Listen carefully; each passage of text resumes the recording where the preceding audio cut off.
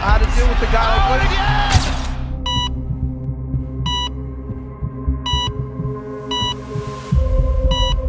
Prichard Colón, Yep. Correct. This man ain't have no kids.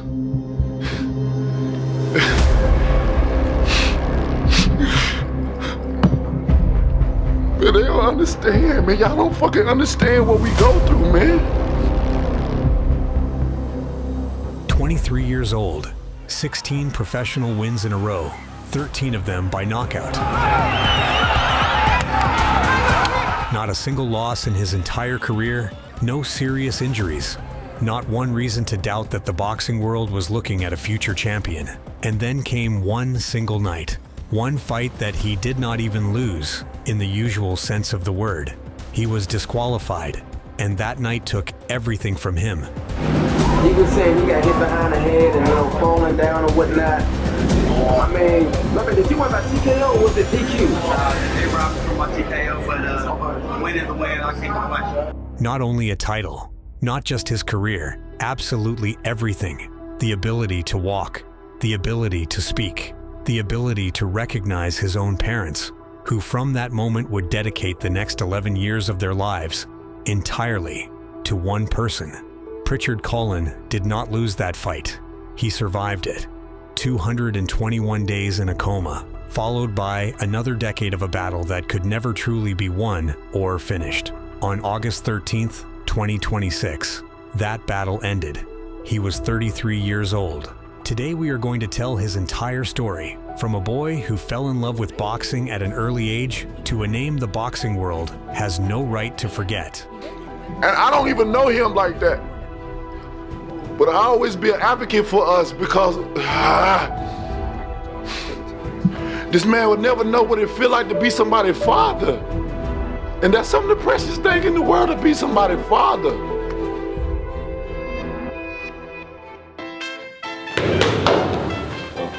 Prichard Colón was born in Florida, but his real story begins in Puerto Rico, where his family moved when he was still very young.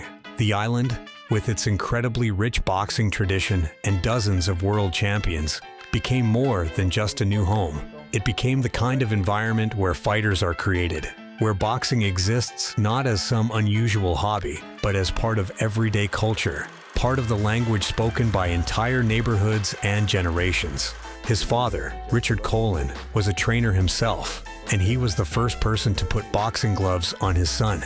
But it is important to understand that this was not the story of a father forcing his child into a gym because of his own ambitions. According to people who knew the family, young Prichard was naturally drawn to the ring. He spent hours watching his father train, copied the movements of other boxers, and asked to start training before most kids his age were even thinking about choosing a sport. For a boy growing up in a home where boxing was discussed at breakfast and dinner, where conversations revolved around technique, tactics, and the great champions of the past, it was almost impossible to grow up indifferent to the sport. His first years in the gym did not feel like a struggle. They felt like enjoyment. From the beginning, he stood out not so much because of his physical gifts, although his long arms and natural coordination were obvious, but because of a level of focus far beyond his age. While many young boxers treated training like a game, Prichard quickly began treating every session seriously, as if he already understood that boxing was not simply a way to burn off childhood energy, but something he could dedicate his entire life to. Coaches who worked with him as a child often noticed one particular quality. He was not afraid to lose sparring rounds against older and more experienced partners.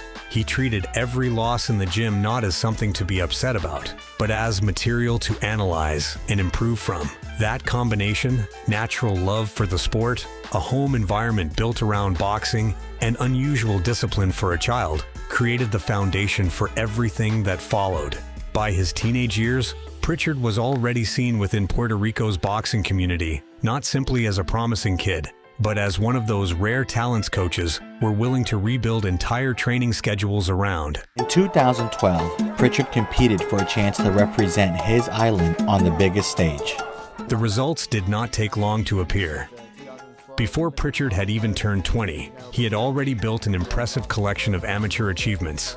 5 Puerto Rican national championships across different age categories, a result that spoke about consistency and class, not the luck of one successful tournament. The true peak of his amateur career, however, was a gold medal at the Pan American Youth Games, a tournament traditionally considered one of the main stages for identifying future professional stars across the continent. That success firmly established the young Puerto Rican as one of the most promising junior fighters in the region. Experts who followed youth boxing began mentioning his name alongside future professional champions, not as a potentially solid middle-level fighter, but as a genuine candidate for major titles in the future. With that background, turning professional did not look like a risky decision. It looked like the logical and fully deserved next step in a career his entire life seemed to have prepared him for.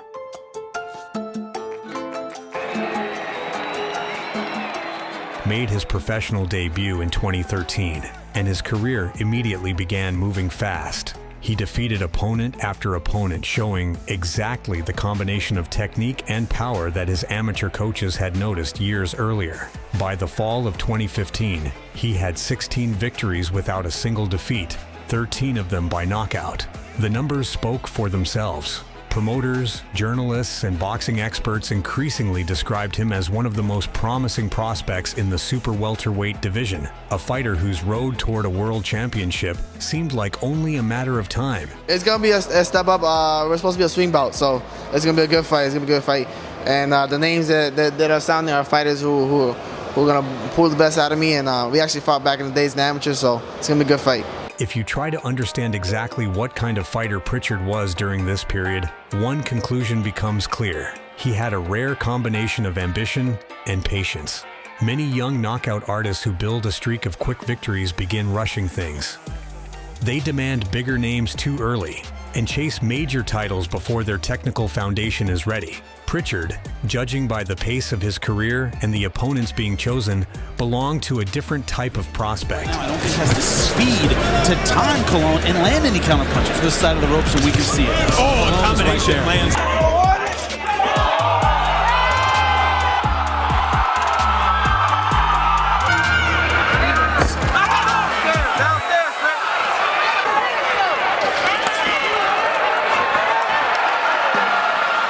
The kind who understands that real ambition is not built on one spectacular knockout, but on years of methodical development. That does not mean he lacked confidence. Quite the opposite. People who closely followed him during that period described an athlete absolutely convinced of his future greatness, someone who did not speak about his career with doubt, but with plans. Yet that ambition was combined with an unusual level of maturity for a 23-year-old. It was as if he already understood that the road to a world championship was not one huge step, but dozens of smaller ones, and each one had to be taken correctly. We can only imagine how far he might have gone if his career had continued along the same path. The super welterweight division in the mid-2010s had several major names, and a fighter with that record and that style, explosive but technically disciplined, could easily have become a genuine title contender within the next few years. Prichard did not simply have knockout power. He had the ability to read opponents, that rare kind of boxing intelligence that separates a talented fighter from a future champion. And that is exactly why what happened next is remembered by the boxing community, not simply as the personal tragedy of one athlete, but as one of those stories where the world never got to find out what fully realized potential might have looked like.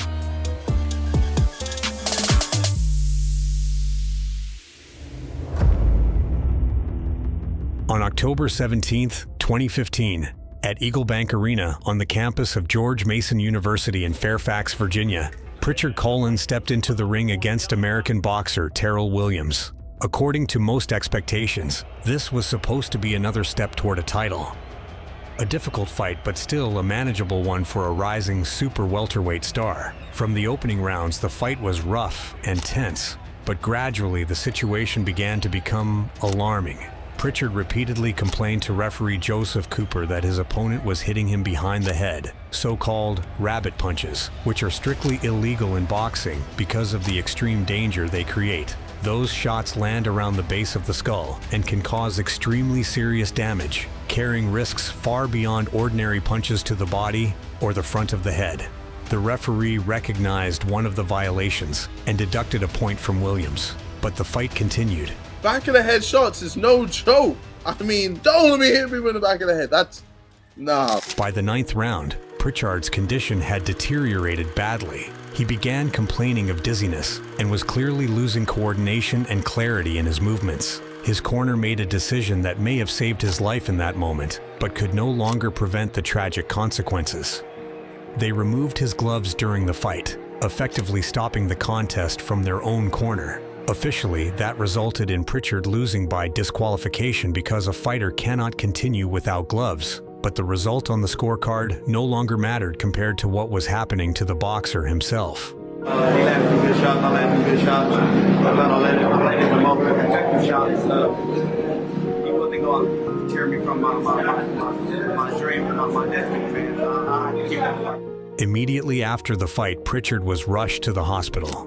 Doctors diagnosed a massive brain hemorrhage, an injury that placed his life itself in danger. He fell into a coma and remained there for 221 days. For more than 7 months, his parents did not know whether their son would ever open his eyes again. When Prichard finally woke up, it became clear that the young, undefeated boxer the world had known would never return in the same form. He could not walk. He could not speak.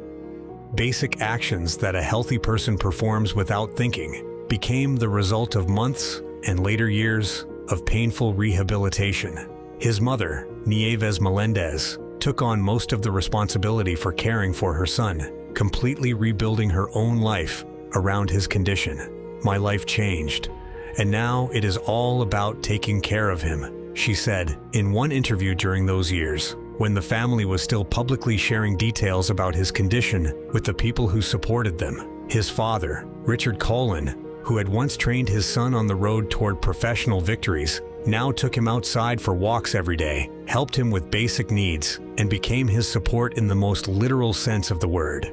Prichard remained effectively in a vegetative state for many years, completely dependent on round-the-clock care from his parents. The family also filed a $50 million lawsuit against those connected to that fateful fight. But of course, no amount of money could compensate for the greatest loss, the person Prichard had been before that night in Fairfax. In 2021, the World Boxing Council made a decision that became one of the few bright moments during those long years of struggle. The organization named Prichard an honorary world champion. It was recognition not of athletic achievement in the traditional sense, but of the incredible courage he had shown in the hardest battle of his life, a battle that was now taking place far outside the ring. Passing on August 13th, 2026, almost 11 years after that fateful fight, Prichard Colón passed away at the age of 33. The news of his death was announced on social media by his father Richard, who wrote heartbreaking words, "Good morning, my people. It is with sadness that I announce the passing of my son Prichard from this earthly world. He is now in a better place." He explained that until the very end, he had been trying to fulfill his son's dream of taking him on a vacation to Puerto Rico, a place Prichard desperately wanted to return to, but he did not get the chance. The exact cause of death was not disclosed at the time of the announcement. The news immediately spread throughout the boxing world. The World Boxing Council released an official statement calling Prichard an icon of courage, noting that fate had cruelly taken away his opportunity to become a champion inside the ring, but that this was when he began the most important fight of his life, the fight for survival. Condolences also came from other organizations, including the World Boxing Organization, as well as numerous boxers, journalists, and ordinary people who had followed the story of Prichard and his family throughout all those years.